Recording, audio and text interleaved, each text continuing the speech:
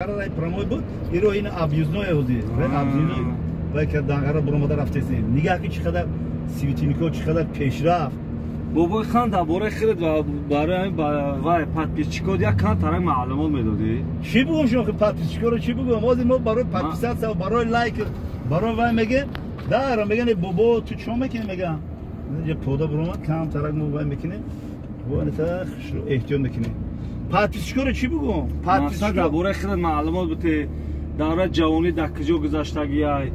мақсад киҷо хондагӣ, дар кадом мактаб хондагӣ, мақсад барои подписчикот як маълумот медодӣ. Ҳамин барои подписчикам хеле ки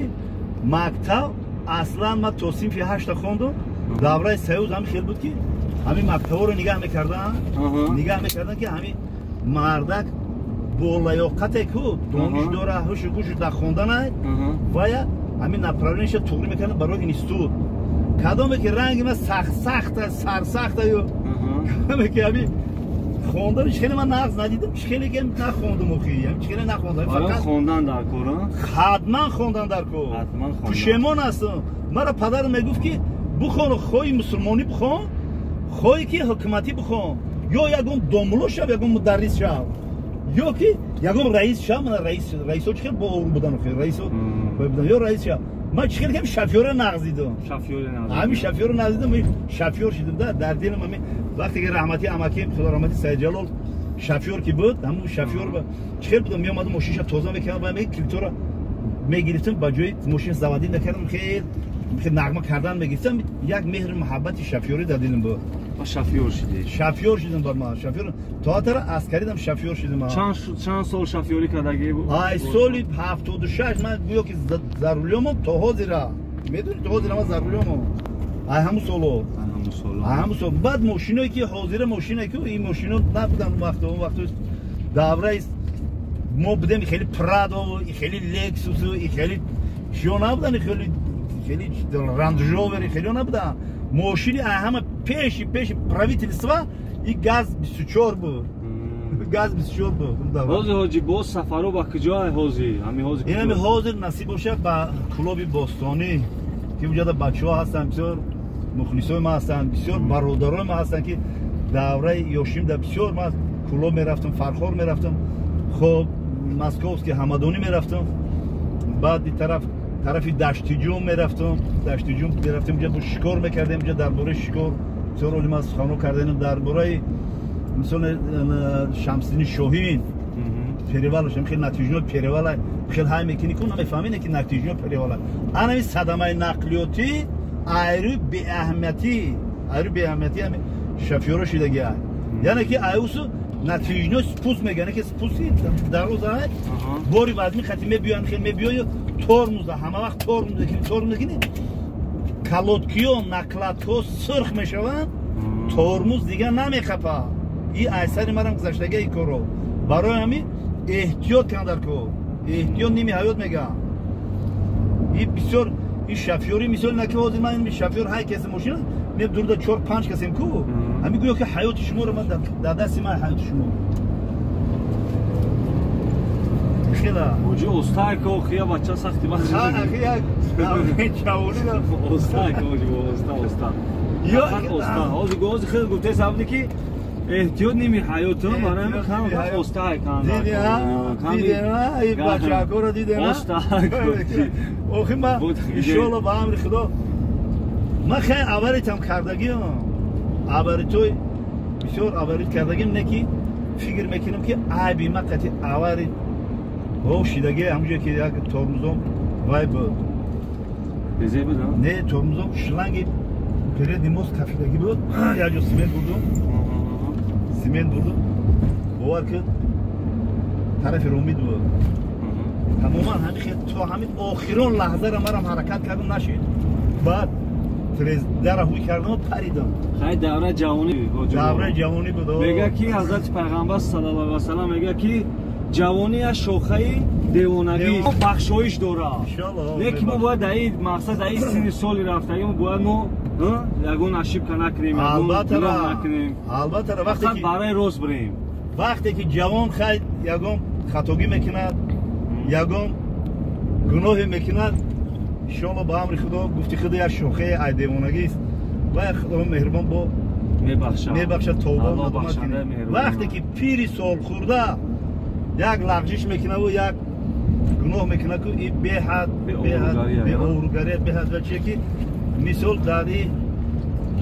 وقتی که من در یوتیوب در اومدم بسیار باشی بسیار همین بلوگر را فهمیدم ده همین بلوگر را بسیار فهمیدم که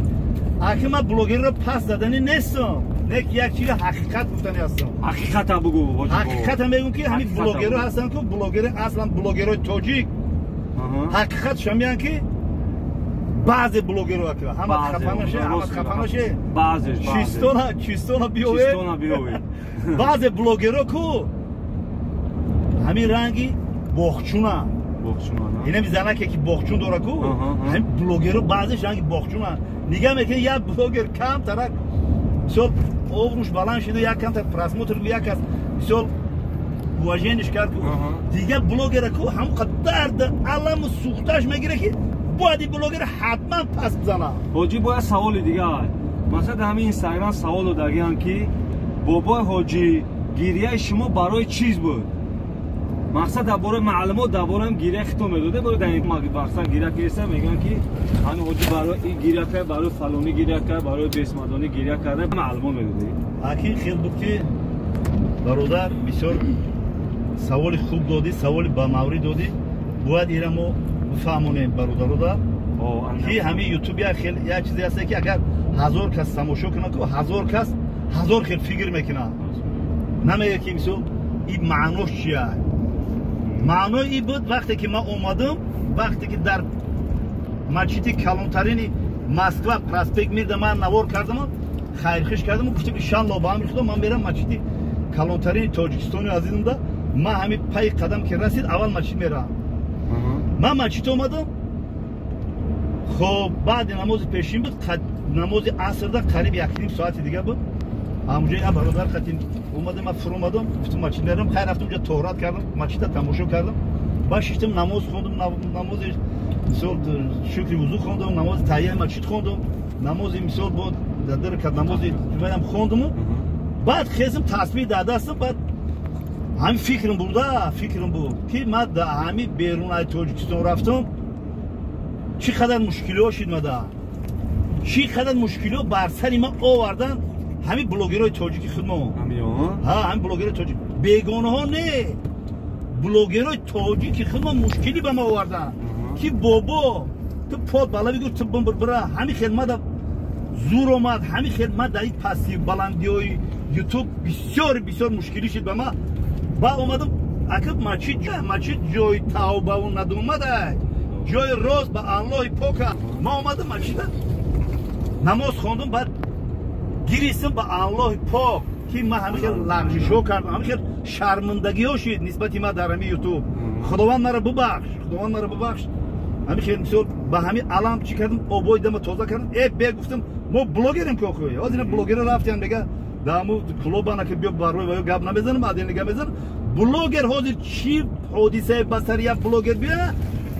یه مینوت پس در یوتیوب میپرتویم حاجی باید همین حاضر به همین برای چی برای که من گیره کردم برای همین که خداوند ما رو ببخش من خطایی کردم من یکم گپی قبیح گفتم من یکم نسبت یکم گپی وایرون گفتم ممکن یکم گپی گفتم و معناش دیگه خیلی مردم فهمید من رو ببخش من رو لغزش‌ها رو ببخش در یوتیوب پرتوفتم همین بلوگرایی که نامحترمن کو رنگ باخشونن میگن کو همین بلوگرا گرفتن مرا منتج کردن و اگر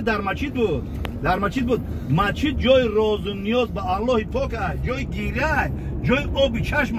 ما همین نوار کردیم اما خیلی بعضی مردم فهمید بعضی مردم نفهمید سوال دیگه حاجی ما جنازه بابای قند برای چی شما جانان شیر رو دعوت نموده همین دعوت شما برای چی بود برای جانان کی شما رو همین خیلی وای کرد که دعوت کرده همون جانان همین رو اگر مثال وای کنن تو راست ای صدق دل ای یکم گپای خیب یکم چی اگر یو با من مثال وای کرده باشن سوال داده باشن من مثال همین خواهر مثل یک فرزندی توجیک مثل یک خیش نزدیک ما هم بابا هم یک سخن کردم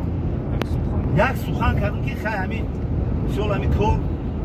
خیلی بسیار سخن رو برای کردگیم که ما هم چون یک بابا سخن کردگیم نسبت یا بعد که برای راست سال توبه به سوی الله مهربان نوارای خوب خیلی ما بسیار گفتگیم حتی مانده شدن ما گفتنم که ما قطعی جانان ما فقط در تلفن گفت دادگیم هم دیگه برو دیدگی نیستیم همچون نوسته همچون یک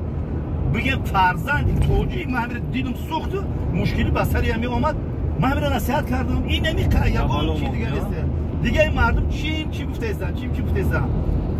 نمیدونم چون خیلی میکنم سوال دیگه حاجی با مقصد همون ویدیویی که شما قطعی کدوم گفت زده سیون کتو کرده گیده خب واتساپ قطعی گفت زده همین در چه حالت چید که همین شما همون سخنی مقصد قبیره گفته سخن قبیره اصلا ما با اون شخص بسیار حرمت احترامی کلان داشتم حاضرم دارم با اون شخص ما اون شخص که نامش نمیگیرم در اینجا نمیگیرم با اون شخص حرمت احترام داشتم بسیار حاضرم حرمت احترام دارم حاضرم چی که گفت نسبت ما بخشیدگیم ای خردو دیدم ای کلونو بخشیدم ما بخشیدم همون برادرم یگون چیز گفتن نیستم و پروستا این بلوگرها هستن که 10 سال 8 سال 15 سال پیش و یا تجربه کاری دارن ما که 9 سال شده بود مرا گرفتن که زبط کردن مرا در نرویم در عصبم رسیدن چی گفتن من ندونستم اونجا اول شما دشنو کردن که شما مایست دشنو کردن البته من وای برادرم قدش پس نمیکنم سخنهایی که من گفتگیم کو احمد بدتر بدتر گفتگی شما زبط نکردید من زبط نمیکنم من این اصلا تلفن من زبط نمیکنم مقصد همین گپی شما گفتن شما در تلفن جنگ کردین در تلفن هم همین بلوگر کو